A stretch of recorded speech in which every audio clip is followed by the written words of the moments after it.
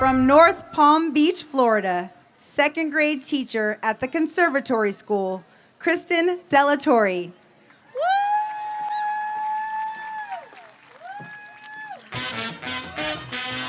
My style can't be duplicated or recycled.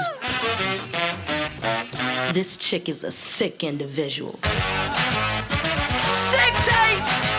Volume 2! Believe it! Let me switch up the game. I drink that cognac. Step back cause I might put it on.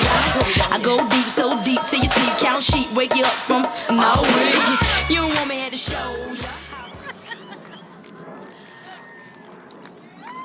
Wow, I am so excited to be here. Let me start by saying that I am truly honored to share this space with so many amazing educators. And as honored as I am, it would be much easier if you were all 7, because that's really more my wheelhouse. I'm a second grade teacher. Woo! My name is Kristin DeLaTorre, and I am a proud second grade teacher at the Conservatory School in North Palm Beach, Florida. I have 3 beautiful daughters and a loving husband. I have been in elementary education for 19 years, which is like a lifetime. And for the last 7 years, I've been pushing really hard to bring deeper learning into my classroom, my school, and my district. I grew up in Levittown, Long Island, New York, in a very middle-class family. I had a wonderful childhood, and at Levittown is really small, so your whole world exists on your block. It was magical. My father was a retired police officer. It's back there. He retired when I was only 2 years old. Growing up, the only life I ever knew was with a parent that was disabled. Every adjustment and opportunity that goes along with that shaped my life into who I am today. I saw a parent in pain, a parent who persevered every single day, and watching him, I learned how to be strong. My family consisted of a very loving and loud Irish Catholic household, and I have one of 4 children who drove my parents absolutely crazy. I think that's the job of the child, right? You just drive your parents nuts. And it should be noted that my siblings were very smart, and so I never really felt like I quite measured up to them academically. So like I said, we lived very modestly, and I took on my role as the sweet older sister. My younger brother was a Marine, and unfortunately, we lost him early in life, and then a short year and a half later, we lost my father. So again, I had to be strong. Being strong in the face of life-changing adversity has allowed me to follow the path that I'm on today. And it is my strength to do what I know is right for my students that has allowed me to stand up to district board members, curriculum planners, and sometimes even my own administration to do what's right for children. Following my path has allowed me to walk down my halls each day knowing in my heart that I'm doing what's right. Now, teaching is a profession unlike any other. It's our job to make lasting positive impacts on our students, but as a child, I felt like I was invisible at school. I wasn't a shining star in any redeemable subject, and I played the part of the invisible learner very well. Growing up, my schools were a place of conformity and status quo.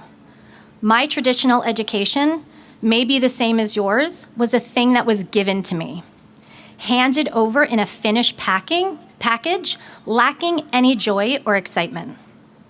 I moved to South Florida when I was 10, and honestly, not much had changed. Only this time I was new, and so I mattered even less. I have very limited positive memories of my educational experience as a student. My strongest memories are of teachers not believing me capable of creative work, the opposite of encouragement. The reflection of myself that I saw on other people was of an okay student, so that is who I became, average. Fading into the background, I worked just hard enough to stay out of academic trouble, most of the time. And I was never supposed to be standing here. I shouldn't be here. I had never planned to speak to a group of innovators about the future of education. I never loved school or learning, and I floated through school my entire career. I was invisible. I'm here today because there are two heroes in my story, teachers in my much later years who saw me through a different lens. These two are my models, and I'm here today because students shouldn't have to wait so long before they feel like they're being seen. I'm here today because I didn't want my own children to share my story. What I've noticed about implementing deeper learning in my classroom is that students have fallen in love with the action of learning. They show up every day passionate, completely engrossed and in love with what we're doing. I get emails from parents whose kids are out sick crying because they can't come into school that day. Really, one day remember I'm from South Florida, so one day our entire AC went out in our building. And parents were coming and kids were flying to the office to get picked up early. And my students would reluctantly walk down to the front office, and then they'd march right back into my classroom because we were getting ready for a much anticipated exhibition. Their work was too important. Their work mattered too much. They had to be there. They were truly needed and they felt important. I'm not gonna lie, this work is hard. I'm working longer hours for sure. I'm researching, curriculum planning. And so why teach this way? For me, this is the only way to teach. Every educator needs to find their why. So what's my why?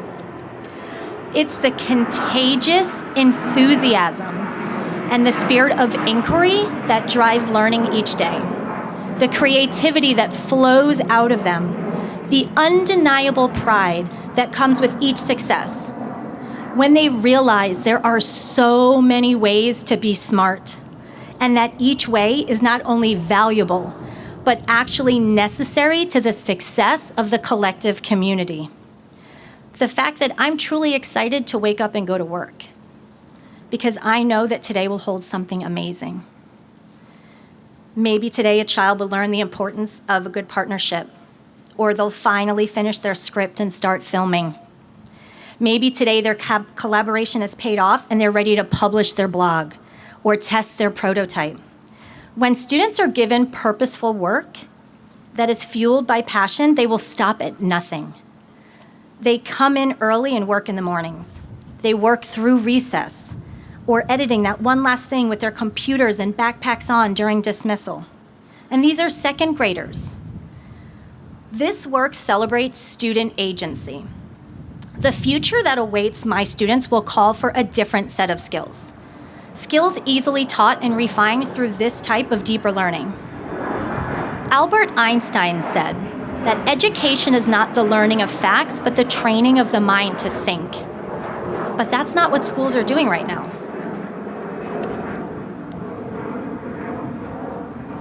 When you walk into my classroom, you need to leave behind any preconceived notions about what a classroom looks like and how it should operate. Students are up and moving, working in teams, gathering supplies, planning, and constructing. They're actively learning while developing solutions for engineering challenges, or working in collaborative groups, demonstrating their knowledge and skills by creating public products for a real audience. It can be messy and it can be loud. Now, doing this work isn't always easy, and sometimes you will get it wrong. Last year, I had a fantastic young student, sitting right there, who joined my class already carrying loads of school-invented labels. Non-reader, learning disabled, troublesome, He quickly learned how to survive in school and how to disappear, and I allowed it. He stood at his first exhibition on world cultures and played. I eventually, being frustrated, sent him out, which was the wrong move for sure. I had failed him by not adequately setting him up for success. I didn't meet him where he was. What he needed was to deeply feel the joy of being successful. Ron Berger, who stood up here in 2018, says that the work of excellence is transformational. Once a student sees that they are capable of excellence, that student is never quite the same. There is a new self-image, a new notion of possibility. There is an appetite for excellence. From that day forward, I made it my mission for him to proudly stand at our next exhibition and teach others of all ages. And he did. The exhibition was on extreme weather and landforms. He built a composite volcano out of magnetiles, and it had side vents and everything. Our strategy going forward was for him to be hyper-focused on one concept that excited him and learn through hands-on creativity. So on exhibition day, not only would he have a tangible product to show, but a wealth of knowledge to share. Once he felt capable of doing excellent work, everything changed for him. This environment has afforded students a unique and authentic learning experience where students are seen and feel successful. Now, as an educator, I strive for my students to have an impact beyond our four walls, to truly make a difference in the world. These experiences will stay with students far beyond their school year with me. This deeper learning allows for students to feel the rain while others are just getting wet. Over the years, my students have formed organizations such as Little Hands, Big Messages, the Changemakers, and currently we have the Little Caregivers. They've worked alongside, I have to mention too, this is all work that these students have accomplished this year. So from August until now. So every logo that you see up there, they've worked with and touched. They've worked alongside the Challenge Athletes Foundation, raising funds for adaptive athletic equipment, fundraise for HIP Africa to help provide holiday meals, raise thousands of dollars for the Water Project, building wells and providing access to clean water in rural areas of Africa. They've also raised money for victims of hurricanes and wildfires. They've created a garden called Pollinator's Paradise to help improve our school's ecosystem. That was an earlier slide, where we worked alongside land planners, local community members, horticulturists. And this year, they've even designed their own website, posting blogs to help educate others about the amazing work that is being done. They're becoming proficient bloggers and excitedly check their blogs for comments from our community. Because after all, there's no student voice if there's no one there to listen. They write and film their own green screen videos to help engage with a wider audience, learning the importance of drafting over critique, striving for progress over perfection. By making their work public, they have brought awareness to the future of green energy, the world water crisis, residential schools in Canada, immigration, and Indigenous cultures, along with the significance of their own culture. Ultimately, through deeper learning, they understand the power of their work and the undeniable force of their collective voices. The learning is student-centered, and students see their work in the real world, impacting change and having value.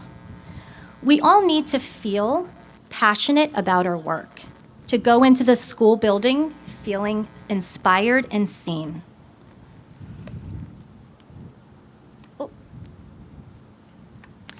I hope that more students will experience this kind of deeper learning, that more teachers will step outside of their comfort zone, push against the status quo, and get the support they need to do so.